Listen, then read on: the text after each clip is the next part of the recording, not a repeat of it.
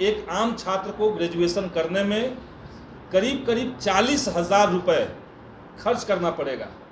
और इसका सीधा मतलब है वो पूरी तरीके से जो गरीब छात्र ड्रॉप आउट कर जा रहे हैं उसको लीगलाइज करने का, उसको जस्टिफाई करने की कोशिश है।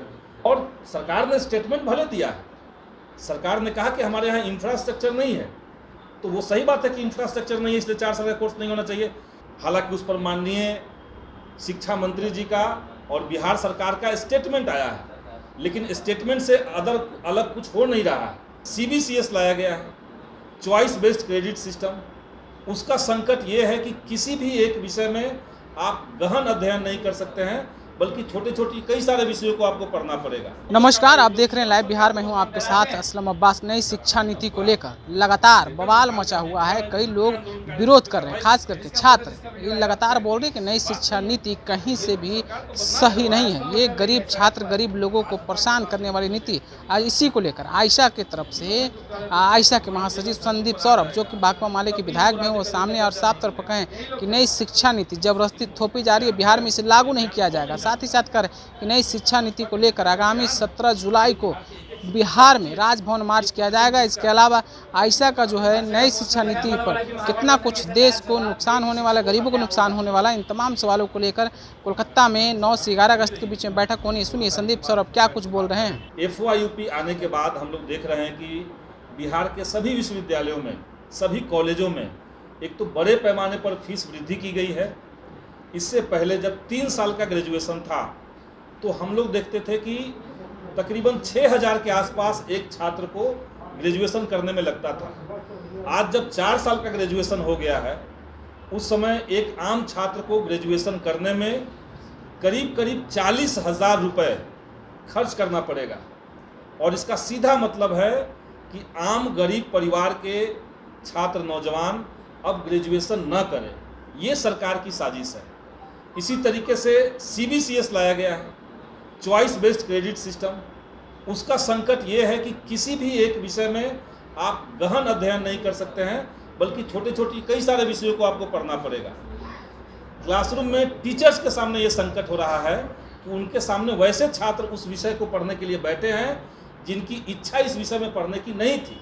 तो ये जो संकट है, और ख़ास करके जो 4 साल का ग्रेजुएशन है, इसको लेकर के all India students association Ayesha ने आगामी 17 जुलाई को पूरे बिहार के छात्र नौजवानों को पटना में गोलबंद करके राजभवन मार्च करने का आह्वान किया है। हम लोग सरकार से ये मांग कर रहे हैं कि तत्काल 4 साल के स्नातक की पढ़ाई का जो मॉडल बिहार में थोपा जा रहा है, हालांकि उस पर माननीय शिक्षा मंत्री जी का और बिहार सरकार का स्टेटमेंट आया है, लेकिन स्टेटमेंट से अलग कुछ हो नहीं रहा है। अभी तक उस प्रक्रिया को रोका नहीं गया है। हमारी सीधी मांग है कि 4 साल के ग्रेजुएशन का जो कोर्स पढ़ाने का मॉडल लाया गया है उसको बिहार से तत्काल ख़त्म किया जाए। इसके साथ साथ हम आप सबको ये भी बताना चाहते हैं कि अगले महीने में अगस्त में 9 अगस्त से लेकर के 11 अगस्त तक all India students association Ayesha का राष्ट्रीय महाधिवेशन, राष्ट्रीय सम्मेलन कोलकाता में होने जा रहा है। और इस दौर के जो भी ज्वलंत सवाल हैं, जो छात्रों के सामने चुनौतियां बन रही हैं, नई शिक्षा नीति का मॉडल हो या कैंपस का ज़बरदस्त तरीके से भगवाकरण करने की साजिश हो, निजी हाथों में शिक्षा को सौंप करके आम छात्रों को बाहर धकेलने की साजिश हो, इन तमाम साजिशों के खिलाफ वहाँ चर्चा होगी, नई टीम गठित होगी और आने वाले दिनों में संघर्ष को और कैसे तेज किया जाए, देश के लोकतंत्र को, संघीय ढांचे को और लोकतांत्रिक वातावरण को कैसे सुरक्षित किया जाए, इसमें छात्रों युवाओं की क्या भूमिका होगी, इस पर चर्चा करके हम लोग आने वाले समय में रणनीति बनाएंगे। ये 2 प्रमुख चीज़ें हम लोग को आज घोषणा इस प्रेस कॉन्फ्रेंस के माध्यम से करना था। आप बोल रहे हैं संदीप जी कि बिहार में जो नई शिक्षा नीति है उसको लेकर सरकार को ठोस कदम नहीं उठा रही, तो आप लोग तो सरकार को समर्थन दे रहे हैं, फिर भी सरकार कोई एक्शन नहीं ले रही। हम लोग सरकार को समर्थन दे रहे हैं निश्चित तौर से, और समर्थन दे रहे हैं इसके पीछे एक बड़ा मकसद ये है कि हम लोग शिक्षा विरोधी, लोकतंत्र विरोधी, छात्र नौजवान विरोधी जो ताकत है भाजपा, जो साबित हो चुकी है, उसको सत्ता से बेदखल करना चाहते हैं। और इसलिए हमने ये मांग उठाई है।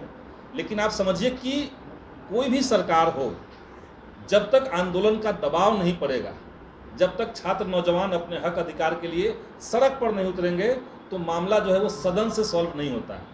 इसलिए सदन के अंदर भाकपा माले तो उठा रही है, लेकिन छात्र संगठन आइसा इसको सड़क पर उतर करके इसका विरोध करेगी। और सरकार ने स्टेटमेंट भले दिया है, सरकार ने कहा कि हमारे यहाँ इंफ्रास्ट्रक्चर नहीं है, तो वो सही बात है कि इंफ्रास्ट्रक्चर नहीं है इसलिए 4 साल का कोर्स नहीं होना चाहिए, लेकिन मामला सिर्फ इंफ्रास्ट्रक्चर का नहीं है। 4 साल का जो कोर्स है वो पूरी तरीके से जो गरीब छात्र ड्रॉप आउट कर जा रहे हैं उसको लीगलाइज करने का, उसको जस्टिफाई करने की कोशिश है। और 4 साल के कोर्स में आप सब लोग जानते हैं कि multiple exit, multiple entry point बना दिया गया है। आप 1 साल पढ़िए, बाहर निकलिए, आपको डिग्री थमा दी जाएगी। 2 साल पढ़िए, आपको डिप्लोमा की डिग्री थमा दी जाएगी। 3 साल पढ़िए, पास कोर्स की डिग्री मिलेगी। और अगर गलती से आप 40,000 देने में सक्षम हैं और 4 साल पढ़ लिए, तब जाकर के आपको ग्रेजुएशन मिलेगा। तो ये जो साजिश है, इसको तो सड़क पर उतर करके आम छात्रों के बीच में ले जाना पड़ेगा। तो इसी संदर्भ में हम लोग ये बैठक करना चाह रहे हैं। अच्छा, केंद्र सरकार के साफ तौर पर तो कहना है कि अगर कोई भी ग्रेजुएशन कर रहे हैं तो हम उनको डिग्री दे रहे हैं, डिप्लोमा के रूप में, टेक्निकल चाहे फर्नीचर हो, मैकेनिक हो, इसमें फिर आप लोग उसमें दिक्कत क्या है? हम लोग को दिक्कत नहीं है अगर आप प्रैक्टिकली समझेंगे। उदाहरण के लिए एक छात्र इतिहास में एडमिशन लिया, फर्स्ट ईयर में वो पढ़ा, कुछ इंट्रोडक्शन पढ़ा, सेकेंड ईयर में गया, उसने एंशिएंट पढ़ाई की, वो मेडिएवल और मॉडर्न पढ़ा ही नहीं। मध्यकालीन भारत, मध्यकालीन समाज क्या था, आधुनिक भारत क्या है, ये उसने पढ़ा ही नहीं। और अगर वहाँ से एग्जिट कर गया, बाहर निकल गया, तो डिप्लोमा इन हिस्ट्री कहलाएगा।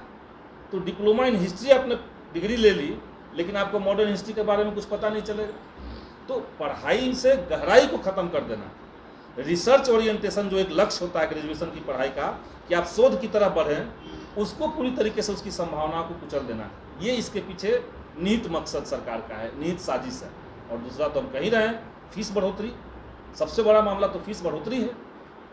तो अभी हमारे बीच में आइसा के कार्यकारी महासचिव हैं, ये भी। तो आपने संदीप सौरभ को सुना है नई शिक्षा नीति के बारे में, नरेंद्र मोदी की मंशा के बारे में, भाजपा सरकार क्या चाहती है, किस तरीके से शिक्षा के माध्यम से लोगों को कमज़ोर बनाना चाहती है, बेरोजगार बनाना चाहती है, लोगों को पीछे धकेलना चाहती है। नई शिक्षा नीति के माध्यम से देश में एक तबके को टारगेट किया जा रहा है, परिवार जो है पूंजीवादी व्यवस्था को लागू किया जा रहा है। जैसा कि अभी संदीप सौरभ बोल रहे थे, आपने खुद सुना है।